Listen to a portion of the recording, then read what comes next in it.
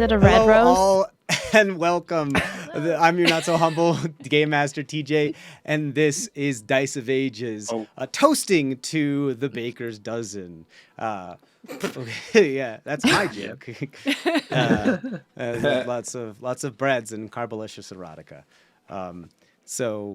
Welcome back, everybody. It's been a while. So we're doing, rather than doing our live streams for the Baker's Dozen, moving forward, we're going to be doing pre-recorded. So this is pre-recorded. We'll be posting them up on YouTube and only YouTube for the foreseeable future until things change. So stay tuned. Because of that, we won't be posting stream schedules for when this happens. It'll just post when it posts. Just keep an eye on it. We try to make sure a session a week is posted, but things are about 2 weeks behind. So just keep an eye on it. If you want early access to it, subscribe to our Patreon. It's just it's a couple pennies. It's a couple pennies a month, and it really helps us out. Thank you for your support for those that do. And you can get early access to our videos, and you can also get to access our post-session talks. But other than that, announcements, everything is going well. We're actually a company now. All this thing is happening. We're happy to see everybody. And lots of things in the works, so stay tuned. Without further ado, then, let's go around the table and let's introduce everybody. We're going to go with Sean, right next to me first. My name is Tamarin. I'm a lizard boy, a blue lizard boy, sorcerer. And a rose by any other name would sting like thorns would sting like a rose with the thorns, and they sting. Poet. Perfect. I want it on a shirt. Yes. I want a shirt. Yeah, this is just a run-on sentence on the shirt. No, I want it in a crochet of it, just embroidery like of it. The needle point. Yeah, I want a needle point embroidery of that, just that run-on sentence. Have you seen them? People have been doing I see that, big old meme videos, and they just make this beautiful calligraphy of a bunch of different fonts of just long YouTube videos. She was a witch, and her sister. Yeah, it's pretty great. All right, next up, Noelle, go ahead. I'm Noelle. Today I'll be playing Misheni Ankmut, the well-wandering Ma'itan ranger fighter. And, I learned something today. I think I learned new vocabulary from that tall lady. So overall, pink so didn't work for her. And, the blood was much more fashion. I think I used that right, based on what she was saying. Anyway. Perfect. Blood is the new pink. Blood is the new pink. Yep. You did it so much better than me. This is why you're the charismatic one. You're our front man. Isn't that Nakano? No? Yeah, that's true. Nakano's our scary front woman. Yeah. Intimidating. Good cop, bad cop? Yes. Yeah, hey. That does sound about right. And up next, then it's Angela. Hello. I am playing Nakano, a spider-like rogue. As your death warden, I'd like to say that death is only the beginning. Ooh, a real one.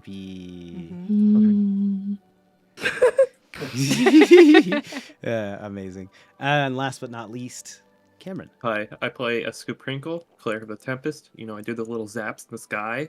I just threw another brain fart. Wow, this sucks for me. No. Okay, it popped in my head.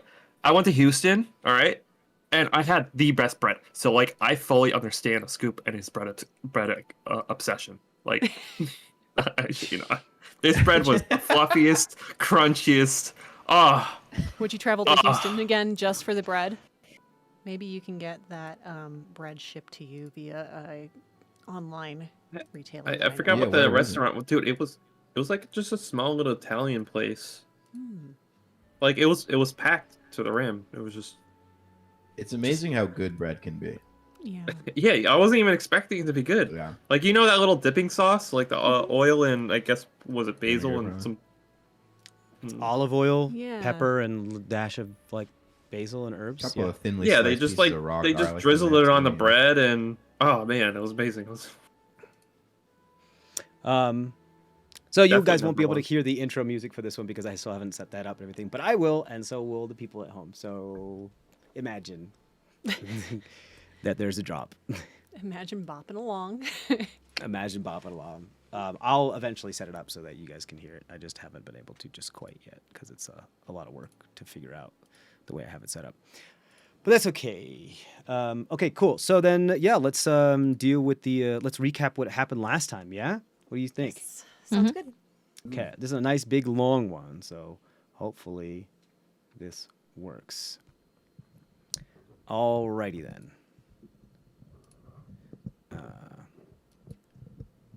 Okay, so before the rest of the gang bed down to rest in the quarters assigned to them by Big Boba, Hurt decides to draw a simple boob on Nakano's forehead, as she had passed out with her boots on. The Violet Ibkest awakens with an intimidating glare upon her face, but is then commissioned to tattoo a rose on the back of Tamrin's right hand. Speaking of which, that episode was called A Rose is a Rose. Aha. A Scoop sends an awkward message to Hannah before the troop finally take turns on watch and succumb to sleep. A Scoop attempts to deepen his understanding of the stony rash, while Nakano has a nightmare of falling from the sky, awakening on the 38th with her spidey limbs significantly weakened.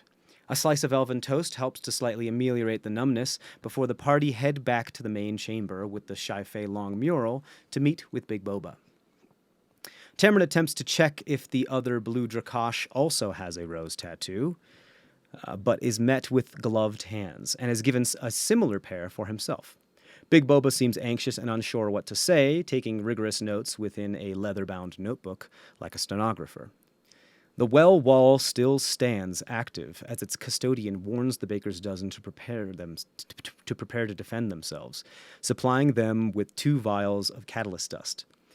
With little to no information gained on what they're supposed to do once they pass through the other side, the party is ushered through the event horizon, its direction being actively manipulated by the mysterious yet familiar mage. Falling sideways through the continuum, the group attempt some zero-gravity acrobatics, resulting in a tangled Nakano and a whiplashed Tammy.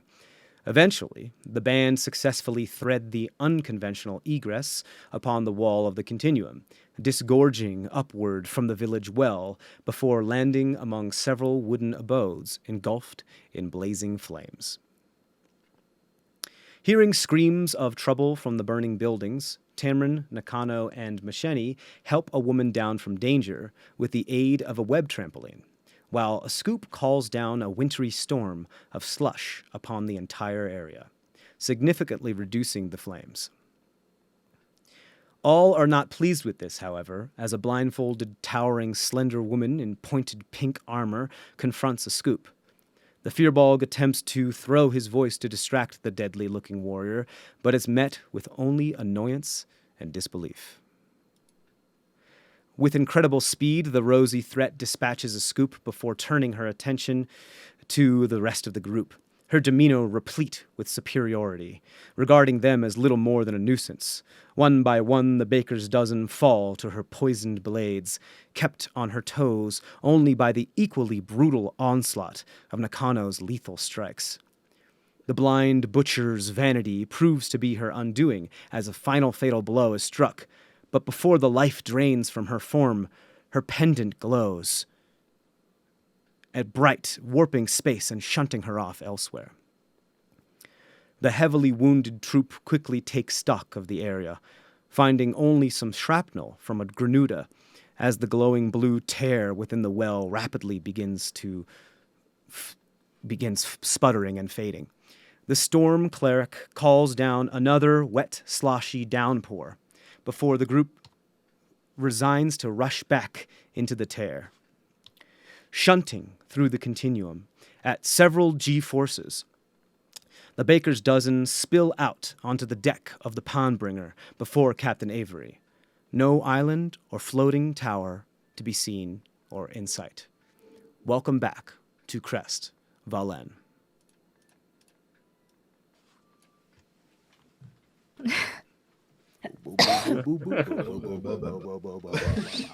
It's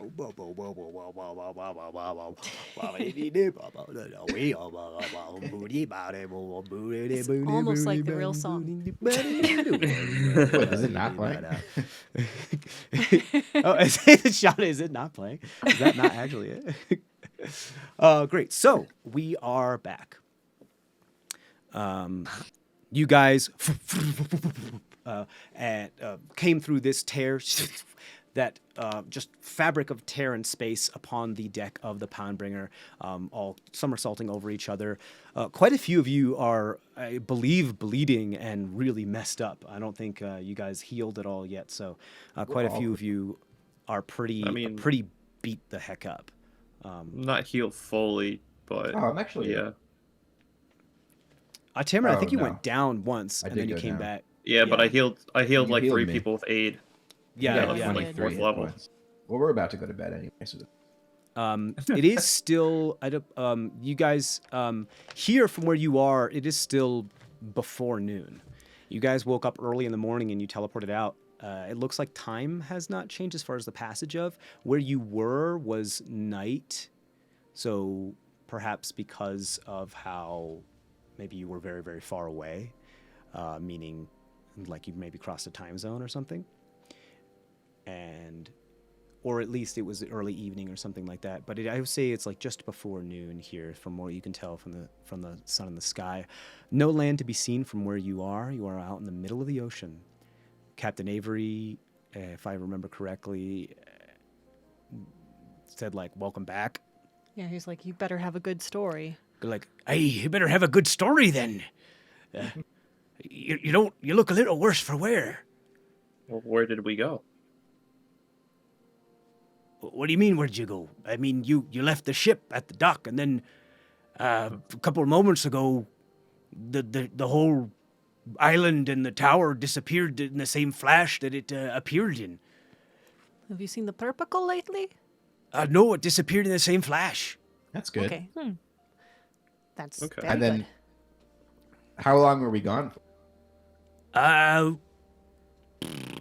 Maybe.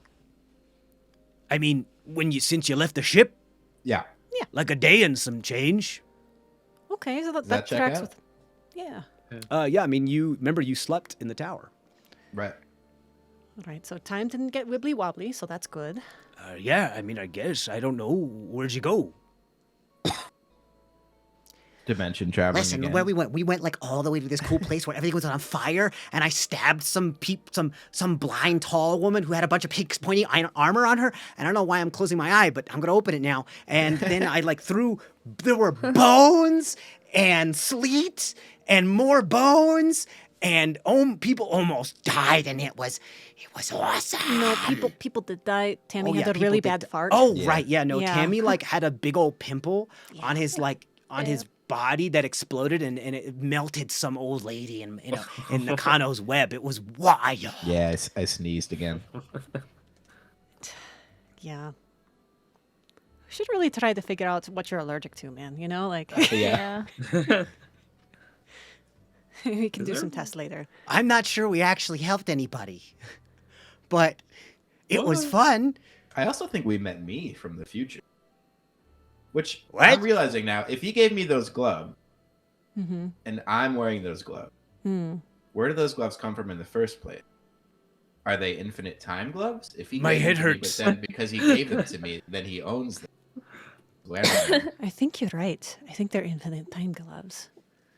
They always were and never have been. All at the same By time. the way, Infinite time. do they seem magical in any way, or are they just regular gloves?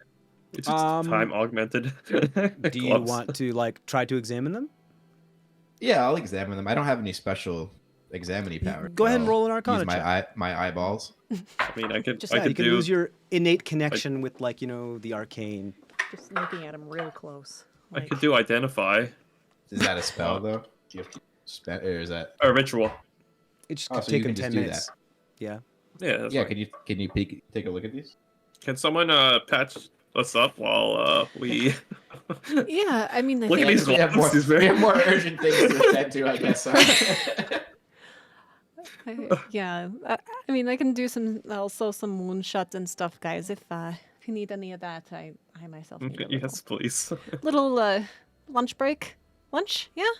How about some bread? Sure. Yeah. If you guys like want to like take a short rest and like do some identifying and just kind of get your regain your composure, yeah, you can absolutely do that. No problem. You guys, the Spend some hit ship dice. was anchored for this moment because the island disappeared and they didn't really know what to do, so they just anchored for a while and wait because you told them to wait. So the ship is not moving. Would you like it to start moving and continue its trek while you guys are taking a rest? Yeah. Cool. So if I remember correctly, you were attempting to make a pit stop at Long Deck on your way to the Sava Atoll, correct? That's It was right. Long Deck, then Shylong, then Then Sava. Shylong, then Sava Atoll. Okay, cool. And if I remember correctly, I think someone wrote down actually how many days you had left in order to get to Long Deck, and I believe it was somewhere between 2 or 3 days. Yeah, I think so. Sean, I can't hear you. I didn't write that down. Oh, okay. Ooh. Nice. Would you get on your Arcana check? Or wait, no, you're not doing the Arcana. You're doing No, identify. scoops. Yeah. So you identify them. They appear to just be some mundane, just nicely, finely crafted leather gloves. I will say that the leather that is from the gloves does appear to be that of...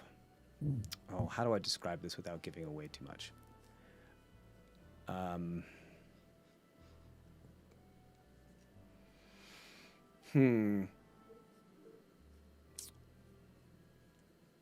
It is of a type of cattle, a type of, and that's not like a cow, but a type of cattle that is specific to the Twin Isles, specifically the Northern Dynasty, and specifically further inland in the Northern Dynasty. And the only reason why you know this is because you got a little bit of identify. And I'd say with Tamron working with you and doing an Arcana check and just like, working with you at the identify, is that Tamron, you're the only person that actually is familiar with the leather. As he starts to describe it, it goes like, and he starts to tell you what the identify spell tells him about it. Like, oh, well, it seems to have this feel and made out of this. And you're like, oh, well, you were a farmer or sailor / worked in a small, that all lived. track. Yeah, and you worked and you lived in, the Northern Dynasty, although, the most southern reaches of it. You are familiar with the leather that this is made out of. It's from a cattle called Tukaf. They are one of the reasons why they're called it is that they're kind of like cows, except they're a little bit more. They're bovine, but their head is a little disproportionately big from the rest of their body, and they are longer than actual like cows. Their body is about like 30% longer than actual cows, so their head's really big and they're long. So they're like And- the Dachshunds of cows. Kind of, yeah, kind of, yeah. They do, and their belly does because of their length and everything. They have more like elephant pad feet rather than just like big hooves, or like. And I don't mean by like they have like toenails and everything. They still have hooves, but they're just that broad because they're more of like the proportions of like a rhino being long and stout legs, and their belly sometimes drags on the floor, that type of thing. And one of the reasons why they're called two calves is because they always give birth to twins. Wow. Like Oh. almost all the time. Creative name. But you also do know, being a native of the Northern Dynasty, Tamron, that two calves are exclusive to the Northern Dynasty, specifically, like I said, the inland of the Northern Dynasty, meaning farther north, closer to the mountain ranges, past the like halfway point. If you had to bisect the Northern Dynasty in the middle from its like north part and its south part, it's only found in the northern regions. Maybe from the Sam J Valley. Let me pull up my map real quick and I can tell you.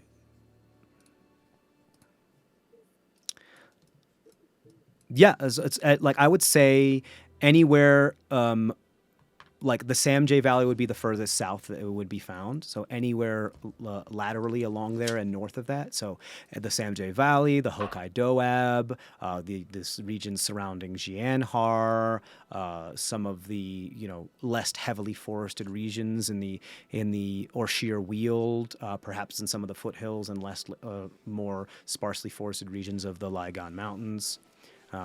Stuff like that. I would say probably not Scarsmore Refuge, but maybe if they were brought there for other settlements. Oh, that's way up there. Yeah. So yeah, I would say Sarlaika, any Sarlaika and Saivesh are probably just too far south to be finding those cattle, to be finding two calves. So they're leather gloves. Yeah, they're just leather gloves, but you were able to determine like where they came from as far as where the leather came from.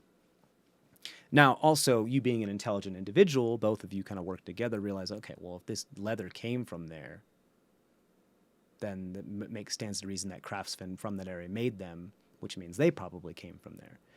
And if your theory is correct about them being infinite time gloves, and if your theory is correct, and not that I'm saying it is, about this individual being you from the future, I imagine I think that Tamron might occur to Tamron like, oh, well, then does that mean at some point I go up there to get these gloves? Well, and also, I mean, like, I'm from there, right? And like, well, you're from Long Deck, and also I feel like, yeah, but I feel like wouldn't there be trade happening through that? Like, I mean, there is. I would say, I don't think you personally, as far as how far you've been in the Northern Dynasty, have gone any farther north than the Namung. But I'm saying like the actual capital. Like, that kind of leather wouldn't down. Like, yeah. No, but it would be very expensive because of how far it would have to travel, and it is like it is a quality artisan item. So it wouldn't be something that I believe many of the denizens of Long Deck would actually be able to afford. So if we go to the middle of the Northern Isle and then I find these gloves, buy them, then they're infinite time gloves. Does that make sense? I think this is a new side quest that we have to do. I have to complete the circle, or I'll create a time paradox. Because I have to have another pair of gloves to then give to myself later, right? Right. Yeah. It's like that whole thing from the Matrix where we go like, oh, don't worry about the vase. And he turns and he breaks the vase and he's like, oh, what's really going to cook your noodle on would you have broken the vase if I hadn't have said anything? Where like it's a paradox. It's kind of a paradox because self-fulfilling prophecy as far as it was going to happen because I have the proof of it happening, but what I did caused it to happen. Very like Oedipus Rex, self-fulfilling prophecy. Yeah, if that's the way you're thinking about it, it's possible. Meaning that I think it occurs to Tammy as well that if that's how this works, he probably is having a little anxiety because he realizes like, oh, I have to at some point go get those gloves, or I could break the universe. But I'm also like familiar with the multiverse. Yeah, absolutely. Yeah. It could be just from a different dimension. Yeah. Absolutely. Because we've been to lots of dimensions. So That's true. Mm-hmm. Yeah. I mean, side note, by the way, have you guys seen the Everything Everywhere All at Once movie? Yes. yes. Good stuff. Yeah, really good stuff. Yeah. Oscar worthy to be sure. Yeah, so that's what you get about the gloves. You guys can roll your hit dice if you'd like for your short rest and heal up. Don't forget that you only get half of your hit dice back, rounded down, when you take your long rest. Yeah.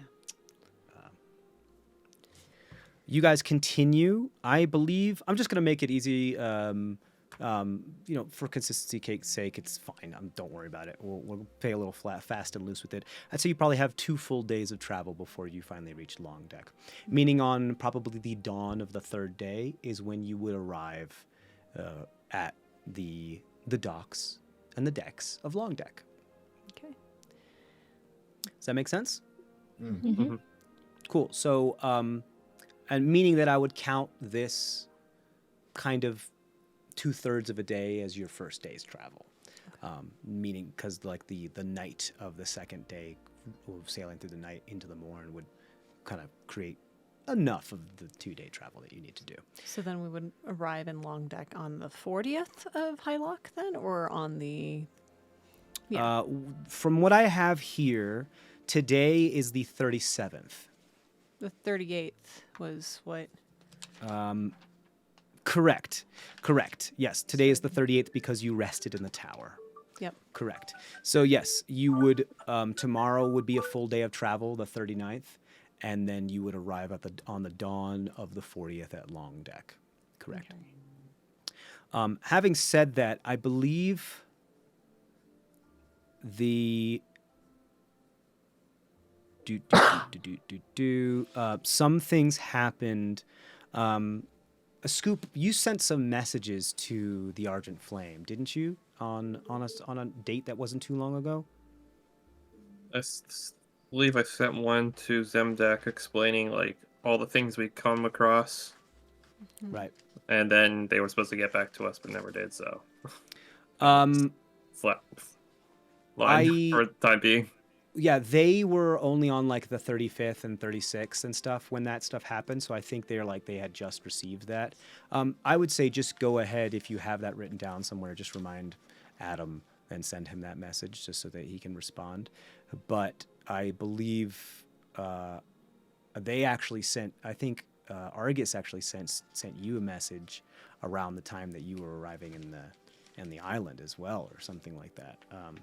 Yeah, and I think it was a scoop or. I think it was a scoop, and it was about.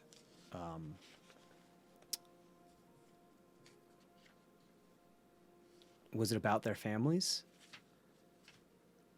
I think so. I don't remember. Nobody remembers? Okay. I'm failing as note taker. Okay. Or That's a scoop sent to Argus, or Argus sent to a scoop. Argus. Both happened. Yeah. You sent to Zemdak, but the time is wibbly wobbly and wonky, and it's gonna melt our brains if we really try to keep it kissy. And I know you, as an audience, probably watching this, are like, "Oh, I know what it is. I just watched those episodes." I'm sorry. There's actually quite a bit of weeks between us actually playing these games, so there's a lot of stuff, and we try to keep good records, but it doesn't always work out that way. Just for the sake of time and us not going absolutely insane. I'll just give you a little update into what is going on there from what they probably told you is that they got into a little bit of trouble they are underground right now in the Razorfang mountain range. Yeah, go ahead and pull out your notes and correct me. Yeah, I wrote it in the other book, but They...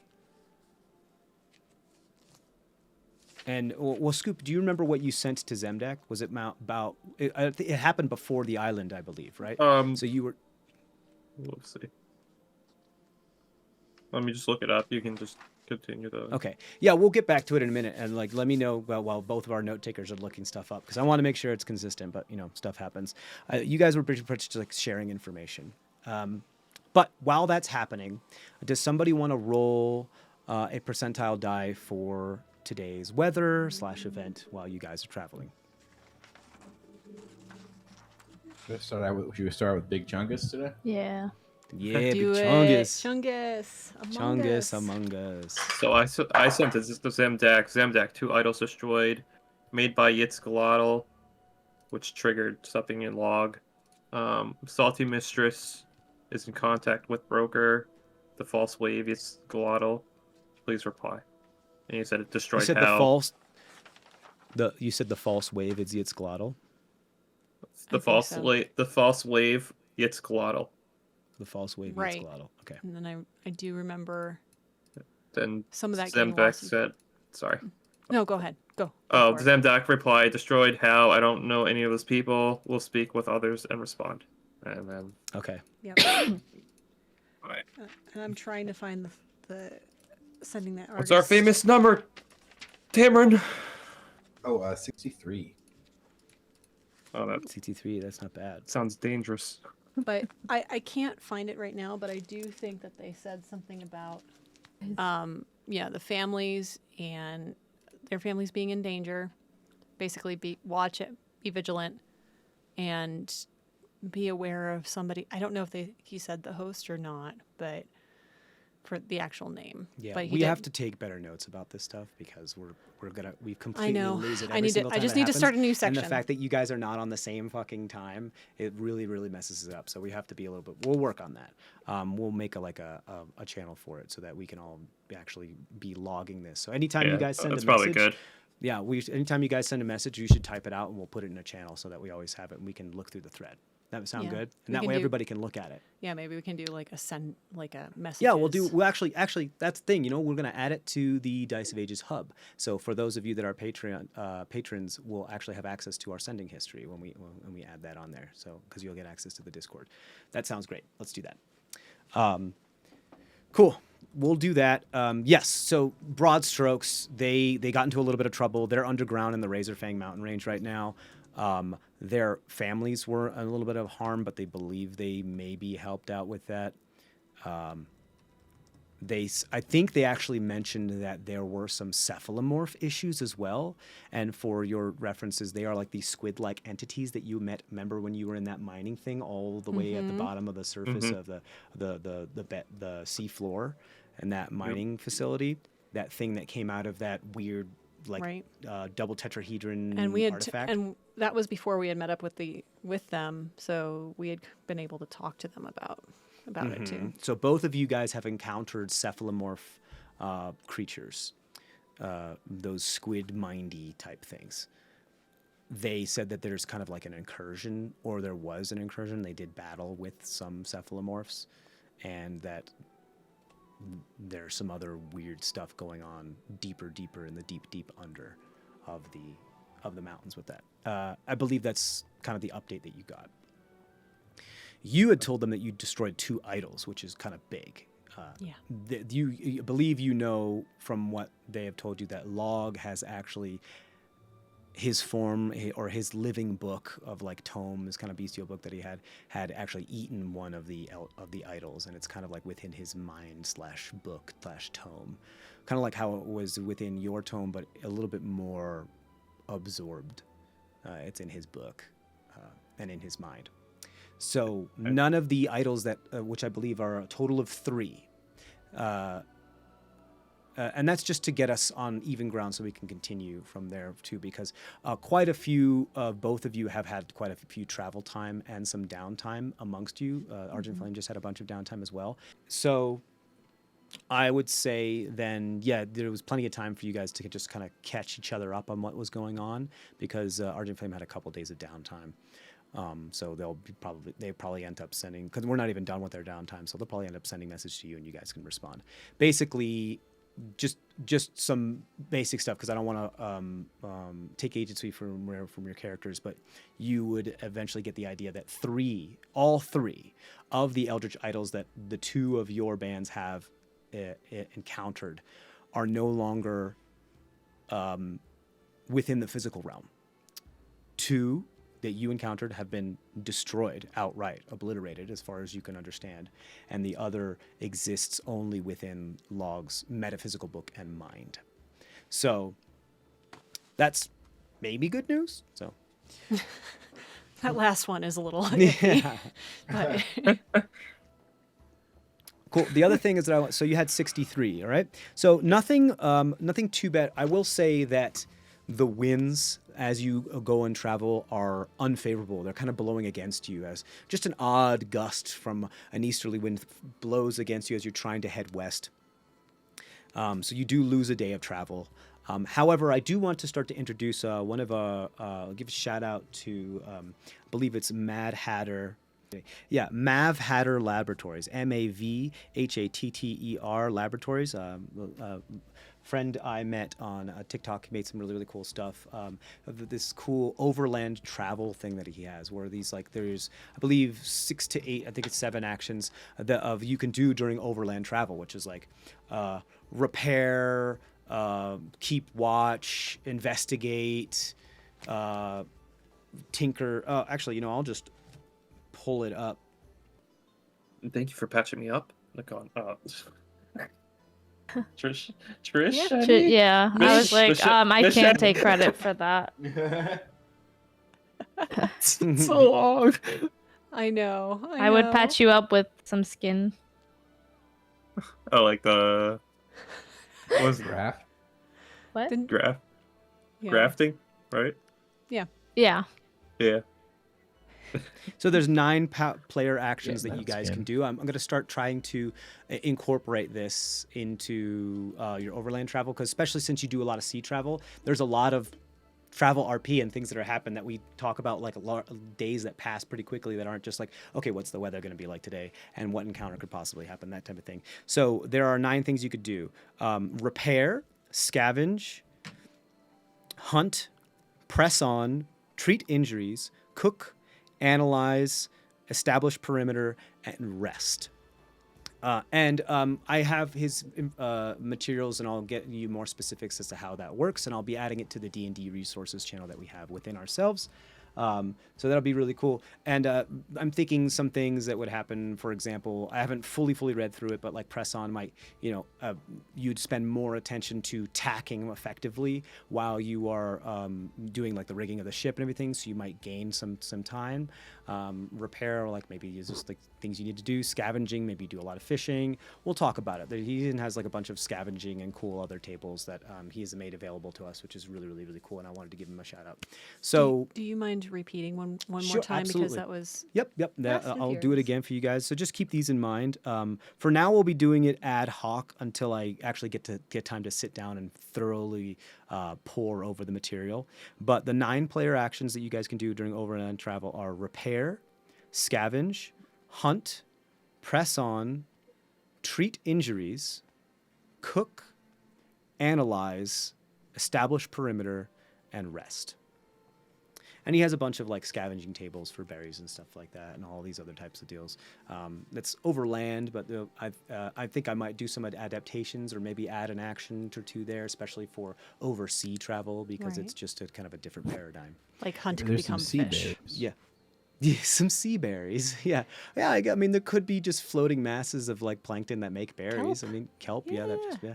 could be those types of things. I mean, you've met floating. You've seen floating islands. We've before. met floating islands. You've met That's floating kinda true, islands. I mean, honestly. they were Yeah, it kind of was. sentient. Yeah. Like they were. Yeah. So yeah. So, but for now, yeah. So if there's any of those that you would like to do on the day, we'll ad hoc it for now. We'll probably do it for tomorrow for the next day. But yeah, you kind of lose a day today. If And we press I imagine, on, do we not lose a day? you know what? If that's something you'd like to do, I would have everybody roll. Another thing that I'm working on is trying to get some of the another friend from, I believe his name is, I remember Lance. I just want to make sure. Luke Stratton allowed us to use his like Pirate Borg 5e sea travel and encounter tables stuff, and how to like run encounters where you can actually command ship to do stuff, and it's a little bit more fluid and easier to work with and appropriate for sea combat, especially ship to ship combat. So it's not just initiative. Okay, what do you do? What do you do? What do you do? It's more like the ship can do something, and then if you want to, you can break it down and be a little bit more grainy with it with people. We'll be using some of that stuff as well. But yeah, I'll be bringing that in here. What's up, babe? I'd like to, for yesterday and then today, if I can, do the analyze action and look at the vial of the Well, cure. not that we got. yesterday, because today's just still the day, because you just came out of the portal. Oh, he gave it yesterday. 39th, we just had a day of travel, you said, and then the 40th. Oh, right. No, I'm rolling for that day. Okay. That's today. All right. I'm so sorry. for today, Yeah, I I'm would sorry like to I didn't make do analysis on Okay. the vial. I don't have proficiency in like alchemy or anything like that, but given like my background with the animagi stuff, I don't know if I can kind of at least suss out the a little vial of the material that The cure. Big Boba gave to you for the cure Yeah. of the Sakura slave blossom stuff. Yeah, Yeah. absolutely. Yes, you can. You can absolutely do that.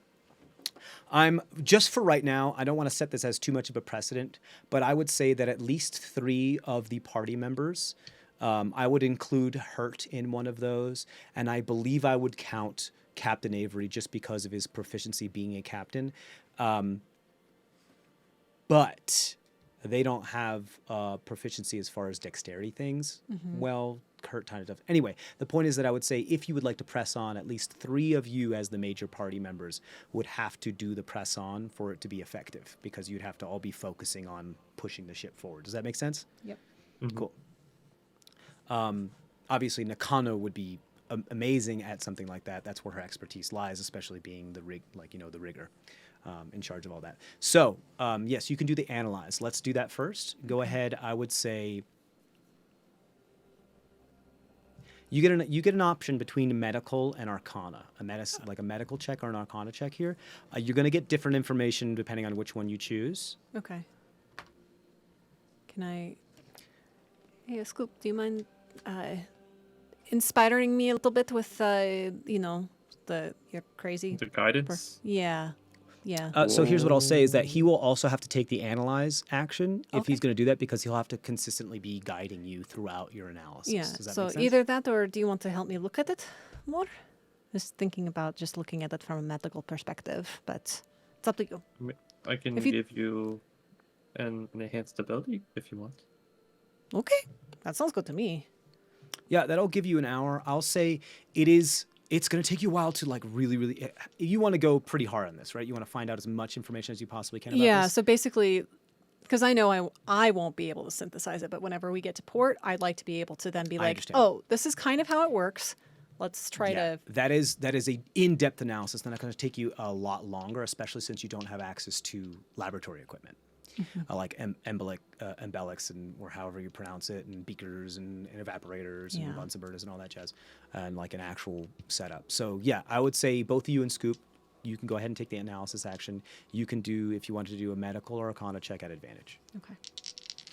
and do mark off that spell slot for yourself, Scoop. I did. It I is did. wild, because I always roll the twins dice as whenever I have You roll advantage or doubles? something. And I roll doubles so frequently. Wow. 16. Or not can't hear 16, you, Sean. 17 for medicine. I said that's crazy.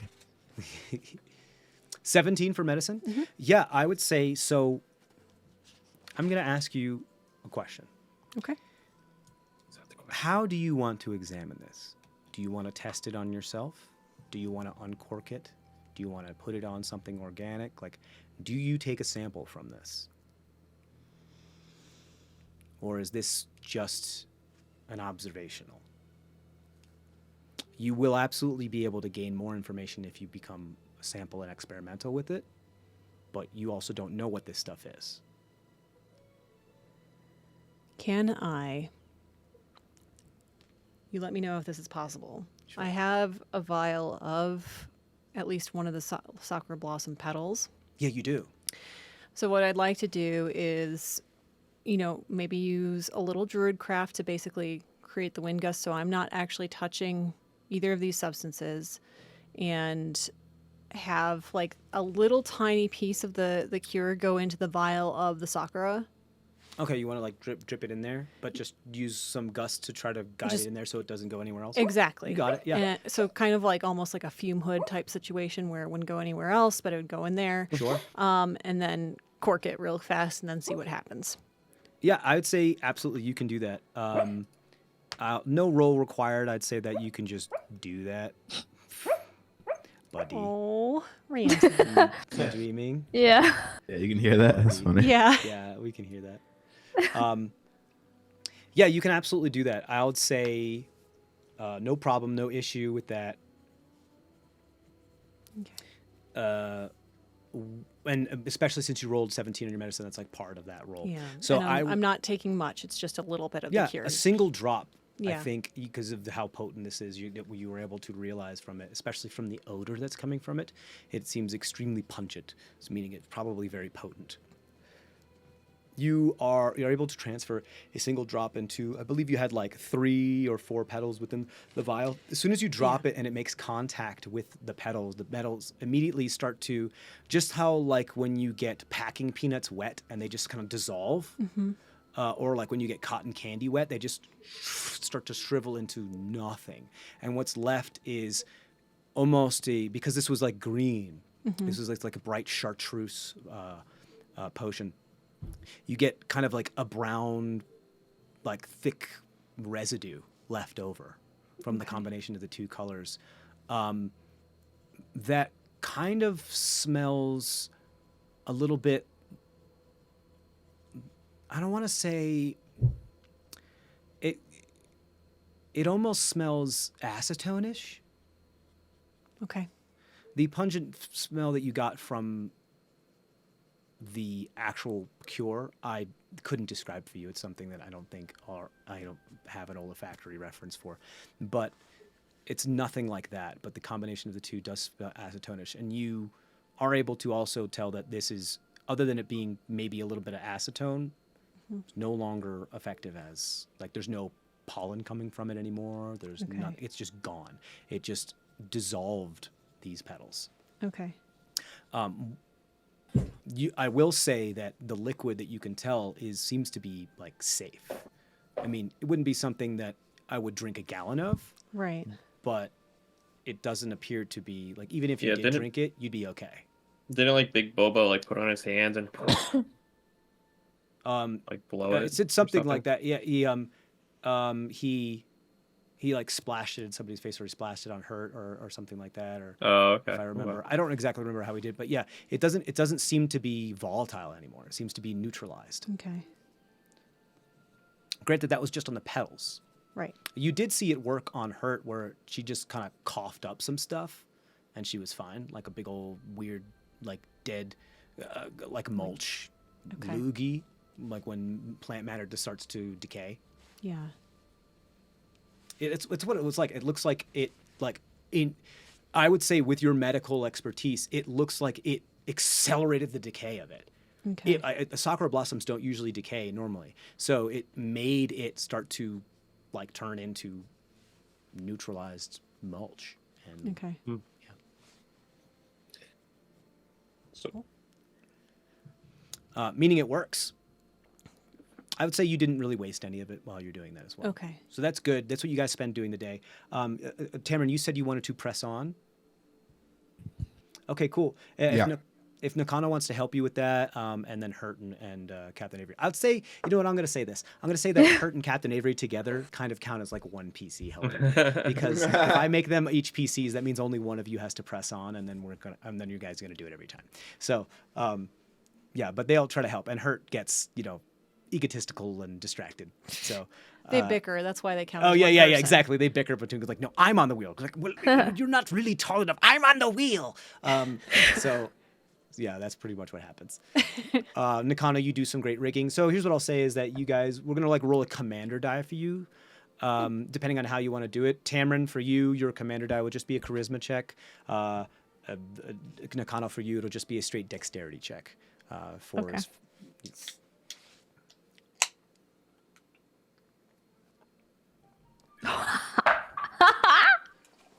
Did you get And a it Tell me you begins got- again. Yeah. And it begins again.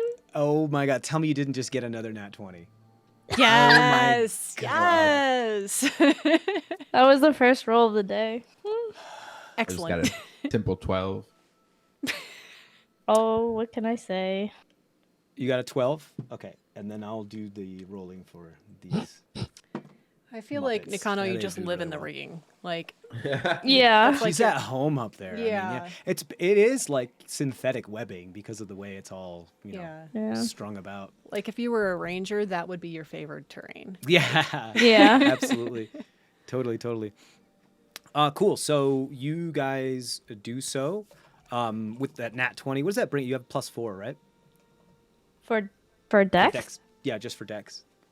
No, I got plus. Not acrobatics, just the Yeah. modifier for the The modifier's +4. I thought it was Yeah, more. so that's still 24. That's damn good. So they got a 17, Tamara got a 12, and you got a 24. You guys do amazingly well. So even though you were supposed to lose a whole day for only a half a day's of travel, that is negated, and you are way back on track. You notice that the winds are entirely against you, and while Avery and Hurt are bickering, they still listen to Nakano's directions as far as moving the tack, and she's able to jump from the foremast to the jib and to the bowsprit and move the tacking perfectly and hit the wind so that even sometimes your boat is moving broadside but quite fast with how well you're moving the sails, and you guys are able to avoid the bad winds. I It could means you're way back on track. I can Go ahead. navigate these winds in my sleep. Yeah. And in fact, her eyes are closed for most of this. As she just lets go, like, I'm a leaf on the wind, watch how I soar.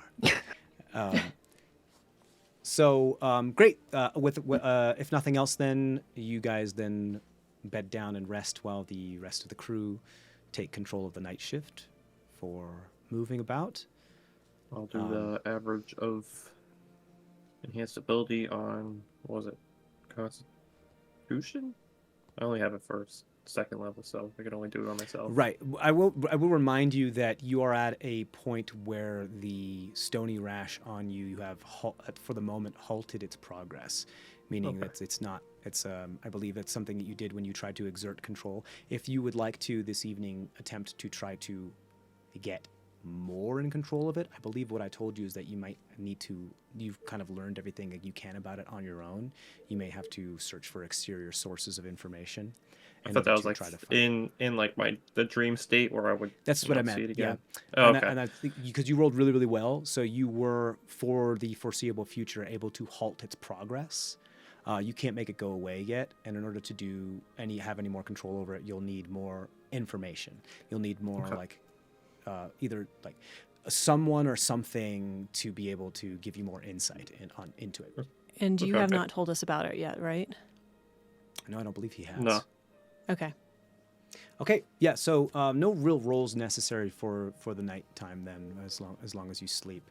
I'll say that your dreams are still a little odd for you. A scoop. Scoop, did I ever show you the statue that Big Boba gave me? Yeah. He said it looked like a, what was it? Fearball, but It looked like it wasn't like very extreme detail. Yeah, no, it just looks from what you can tell as the very, very austere detail of what seems to be a fearball, but nothing very descriptive to actually be able to identify any unique characteristics. But yes, it does look to be made out of like the same ore, stone, or metal, or whatever that material is as the Eldritch idols that is growing on your body. So this idol's not like, I guess since it's in the book, it doesn't really impede on what the previous one did, which was like give us nightmares or anything like that. I mean, you don't know. I mean, you haven't experienced nightmares from since you've had it as of yet. But then again, this would be the first night that you've gone to sleep since you received it. Or no, the first night was in the tower. Mm-hmm. That's why I put like enhanced ability on everyone. And you did have just still in a case. weird dream that night, but that was when you had more control over what it is you were doing. Yeah, that's true. But you also regained control over what it is that you were doing.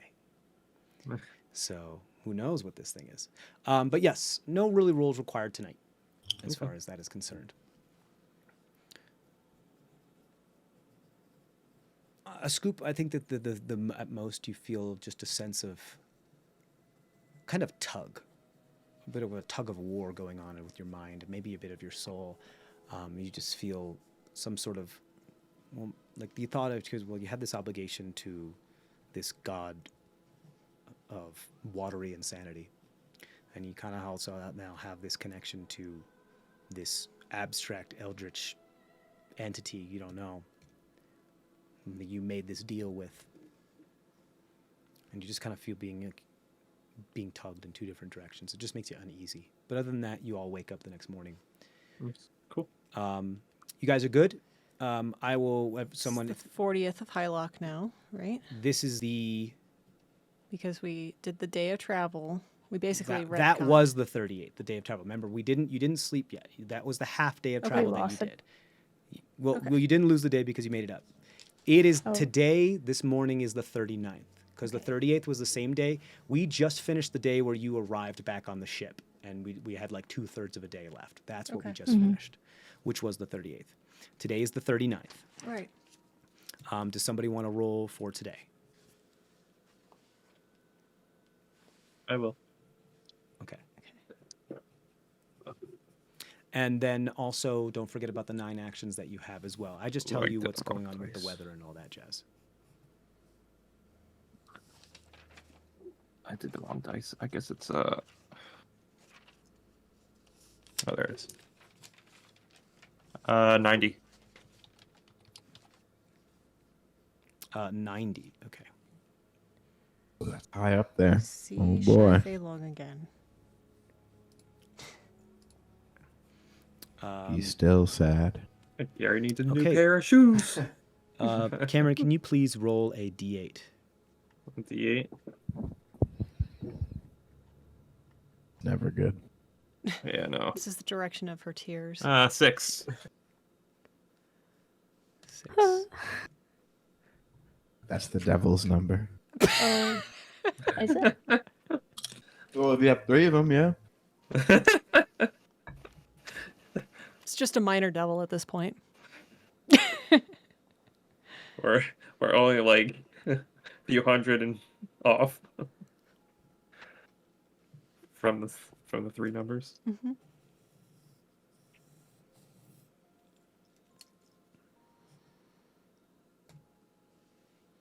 Mm-hmm. Everyone sleep good? Yeah. Yeah. Yeah, everyone good. wakes Better. up. Do. Yeah. Here we go. Still down Oh, a little boy. bit, but it's not too bad. Some things Oh, happen. he's got a Be smirk. Okay. We don't I just like have to. Smirking. I know there's so many things going on. I just want to make sure that I have all. And he's looking things up. We're never gonna get to long deck. This is bad. Nope. It's a long trek to long deck. A mist-like fog Oh no. rolls over Oh, the this? So surface of the he's got it waves written out. as the overcast clouds start to shroud the sun that was a moment ago brightly shining and glistening among the waves and buffeting the sails with its bright rays.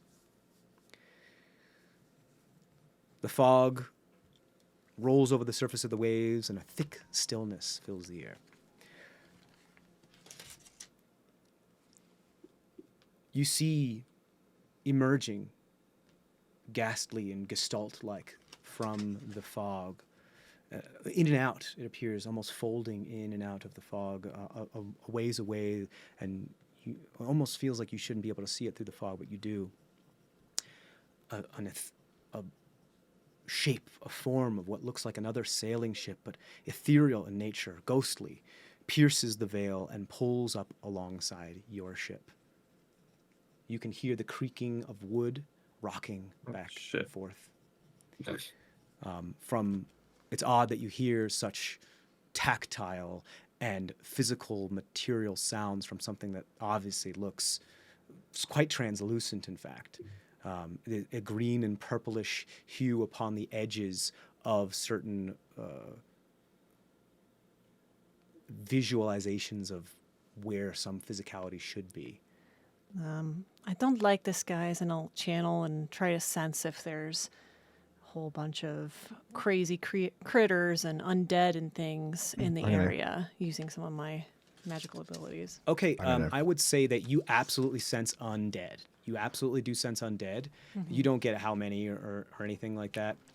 I'm gonna scooch Yeah, like, away and cast mage Down to the armor. power level though, Okay. or is it just? That's what's approaching. No, it's just Babe. whether they're present or not. Yeah, within Oh, a okay. mile radius. Yeah. I imagine I'm- this is what's coming up.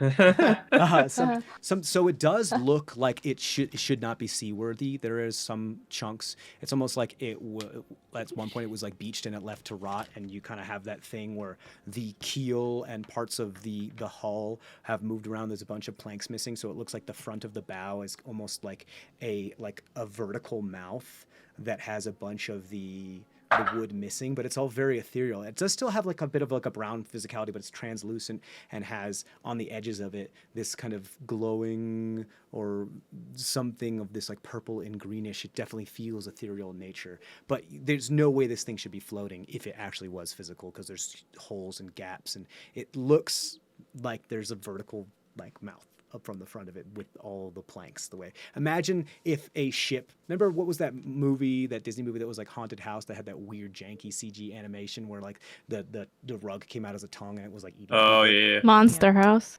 Monster Yeah. House. Imagine that but a Like ship. like the mouth. Like, Yeah. Yeah, kind of like that, except it's not metal, it's like planks. Yeah. So the ship is the sideways. ghost. Yeah, that's what I'm gonna clarify. Is it a critter?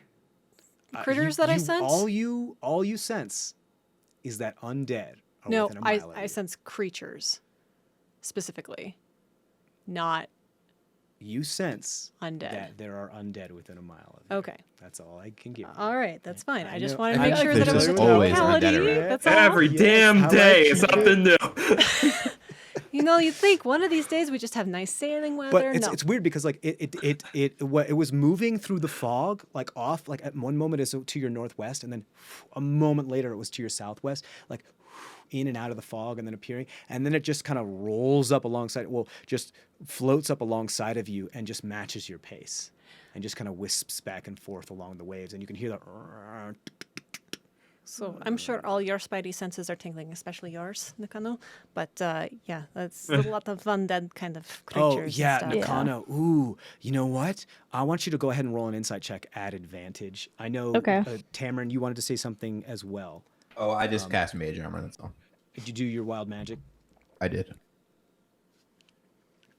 which check again? The You're gonna do an insight check. insight. Advantage. Yeah. And the reason why is because undead are present in 22. Woo. Jesus Christ.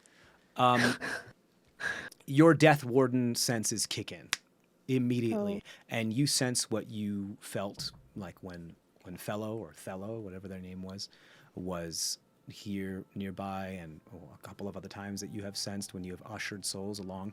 You sense a great feeling of uneasiness, unrest, not non-peaceful, as in like something not at peace, kind of tortured, something beckoning to be put and laid to rest, pleading almost. Wow. Although your ship has not stopped moving, the ethereal vessel remains anchored to some point in space relative to your ship. The sound of sails flicking in the wind, followed by only the creaking of wood and a faint wispy male voice, are carried upon the breeze as it now matches your... It says, "A father's duty, a captain's charge. What rest we seek. The flaming barge." Those of you that are watching, where I assume all of you see out of the corner of your eye something alight among the crow's nest. You look up and you see some sort of flame has lit among the crow's nest that shouldn't really be there. You actually see the part of the central mast that goes up about halfway is just gone. There's like a snapping, there's a piece of the wood that is snapped, but it just continues. There's nothing there, it's just empty space. And then you see where the mast would continue if it was one piece, the mast does continue. So there is like as- actual material there. There's like wood and Well, it's not really. Okay. It looks see-through, but it also it's weird. There are times where it kind of, when you take sometimes like a filter and you pass an image through the back of it, like if you take a Sentinel and you pass an image through the back of it, it's almost as if at times it does look solid, and then it becomes like ethereal again, but it's almost like a wave that's passing through it, through like a lens of it being ethereal and like gestalt, if that makes sense. So like sometimes there's like a wave of it, oh now it's physical, and then it's gone, and then it's ethereal, and sometimes it passes from different directions and looks like a wave of ripple of physicality that kind of goes through it. But yeah, the mast itself, there is just empty space, like the part of the top of the mast that then goes to the crow's nest shouldn't be there, it should fall down, because it's not actually connected to the bottom part of the mast. There's a missing part there, but it's just floating there as if it was still connected. And it goes up, and you see in the crow's nest there a light A flame lights in the crow's nest. Its colors mix of icy and blue and scorching orange. How old does this ship look compared to ours? I know it's like broken up, but like Okay, so you're like trying to date it from its like construction, and not, Yeah. I assume, not from its decay. I would like because Captain Avery yeah. probably would know more about that than anyone else. I am. I mean, I'm scared shitless, but there's, in case you haven't noticed, there's a ghost ship that just came alongside us that's talking to us. I guess I don't. And now it's on fire and it's just floating. And is nobody else completely fucking freaked out by this? This is like everybody, all crew, go down. We don't need to deal with this. If we die, just go. Like this isn't. You don't need to get paid for this. It's literally not our first ghost ship, so. No. Yeah. Right, but the first one went out so well. Okay. I was more scared of that one too. This Captain Avery like slowly does like the 1 foot forward and then the peg leg thing of like kind of inching himself forward over the rail, over the side of the railing, trying to get like a better look at it, and then slowly gives it a wide berth, goes to the stern and like looks over there to try to get an idea as to what it looks like. Can I try to see what if there's a name written on the ship to kind of like almost do like think through some sort of history or anything like that? That's a good point. You meet with Captain Avery around the stern of your ship to try to look to see if like try to where over the captain's cavern is on the stern is usually where the name is, right above like those windows. You do see there that where the name should be, and it probably once was, some sort of either claw or raking something has dug into the wood and just torn out that part of the ship. Okay. So this much ship so is that bigger one of or the small? it's about the same size as yours. Okay, okay. And you have a decently sized ship, so it's like, yeah. Are there like cannon ports? There are not. You do see. That's one of the other things that Captain Avery, as he mentioned, was like, yeah, there's no cannon ports, meaning either they couldn't afford them when this ship was made, or, but I do see ballistas. I mean, I guess cannons are pretty new technology, right? Yeah, I Yeah. mean, the only reason why we had them is because you stole them. So Oops. I would say, it's either from its construction, it looks like something that could be used sometime within the past 300 years. So anytime within probably 10 years ago to 300 years ago. That's as best as I can tell you. Ship design hasn't really changed a whole lot in the past couple of 100 years. Yeah. But now it is because of black powder. It was almost like battery technology for a while there. All right. Trying to. Can I see any beings or see where the voice is originating from? That's or another anything? good point. I say with your sense, and you, Nakano, as well, I think you are like probably the only. Well, no, I wouldn't say that. I'd say, but I think you guys are the first ones to notice that. Just like how the ethereal and materialness of the ship is kind of fading in and out, when one of those ripples does happen, you don't see them ethereally. But when the ripples I'm sorry, I'll take that back. When one of the ripples does go across the ship, you start to see for a moment, as the ripple passes, where in space they might be, an ethereal crew member going about their business, doing the work of like, a ship hand, whether that's tying down ropes or tightening rigging or swapping the poop deck or whatever. And there's a couple of them. At the moment you see maybe about like 3 to 7 of them just kind of automatically meandering and doing their regular work. They don't give you any mind. They don't seem to even acknowledge your existence. And you only see them every once in a while, maybe 2 or 3 times a minute as the ripple passes across the ship. So Kind they're of not like really blowing posing any smoke into threat. like a laser security grid kind of feel. I'm sorry, what was your question, Cam? They're not imposing any threat, like either any interest of just jumping mean, the ship. You don't know. They don't look like they're giving you any mind, or they have noticed you, or they can see you. They look like just a mixture of what they could have been. They seem to be some undead ghosts or spirits or something that are only visible every couple times a minute, and they are of a smattering of humanoid races. Nothing worth actually mentioning. Quite a few humans, but nothing actually out of the ordinary. Since undead are one of my favorite enemies, can I suss out anything more specific than they just, are caring about their business? They seem... I would say if you want to roll an insight at advantage, I would say you can do that. Okay. Nakano, you can. You already did that, and the feeling that you're getting from these individuals is that these are restless spirits, or like some sort of like restless undead or something that craves to be sent on to the far beyond. At least that's the kind of restlessness that you're automatically sensing from them. Go ahead. What was your roll? 9. So 9. I'm not quite as used to reading these water is- ghosts as I am the desert ghosts. Yeah, this isn't really ghosts aren't your thing. More actually shambling undead are more your thing.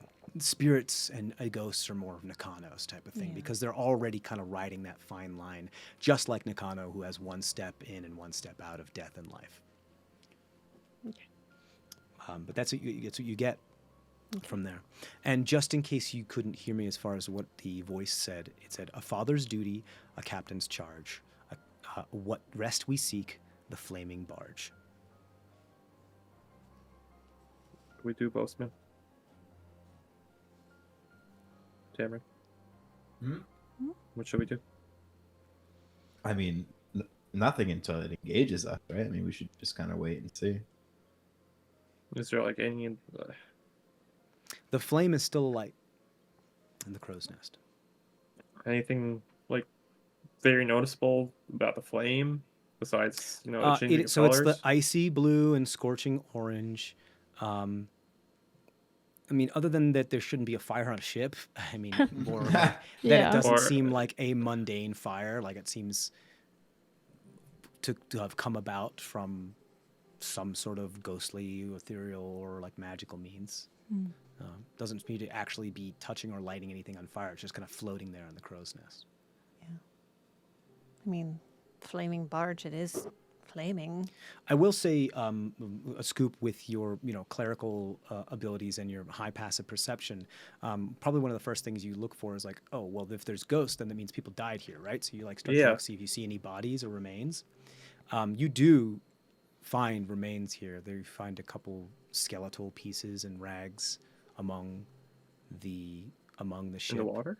Oh, and On the ethereal ship itself. These ones, unlike the ghosts that are moving about, when the ripple happens, you see these as much as you see the ship, almost like because they're now like objects, and they're part of the ship. You see some actually like skeletal remains that are like leaning up against each other. They look like they died in states of exhaustion, perhaps malnourishment and something like that. I'll call out what brought you to this state.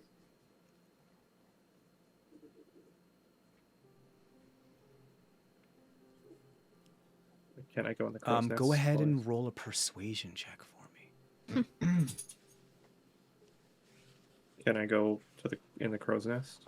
Maybe like Yeah. Do you want wanting to to attempt go there? For some board reason? the other ship? Natural 20. but- 27. Wow. Natural Boom. 20. We're gonna find out why. Okay, Find cool. out. So, a scoop. Do you wait for someone to respond, or do you jump over to the other ship? I'll wait for it to respond. Okay, cool. You speak out and call it, and there's a long pause, and then when the next ripple hits, and you can see the ghosts, they're all where they were. They aren't all where they were at the moment, but they're now all standing still, arms at their sides, all looking at you, Tamron. Oops. Stoic faces, all facing you, just standing still. Eyes wide. All of their mouths open, and they speak in unison, but with a single voice. On sorrows, laurels, we are at mercy. Forgive our might. oathed controversy. And it looks as though they attempt to draw their blades and their falchions. But in the moment that they are about like half drawn, their faces become pained in sorrow and mercy, almost as if they're fighting their urge or like an oath to attack you. They're struggling to stop themselves from fulfilling some sort of promise of might, because of like the way you said and what you said. And they're stuck in this moment, and it's kind of torturous. And now they're not just visible when the ripple happens; they appear to be now just as visible as the ship now, and they're super pained, and they have these long dead faces that are like half of them are kind of rotten and swollen of the ghosts that just continue to look in this just excruciating pain of trying to fight something. What is it you want to say? Your oath is no longer applicable. It's time to move on.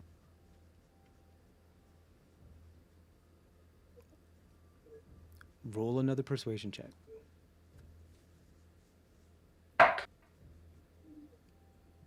14. 14. You see one of them grabs the elbow of the arm that is half drawn, one of their swords, and kind of snaps it off at the elbow and takes their arm and it draws the sword at the same time, and they reach it and grab it and point towards the crow's nest where the flame is, and toss their hand with the sword into one of the dinghies that's kind of like half jerked and hanging off the side of the ship. And that's where we're going to take our break. We'll be back in a little bit. Tamara's just going to say, okay. We'll be back in a little bit, guys. Stay safe out there.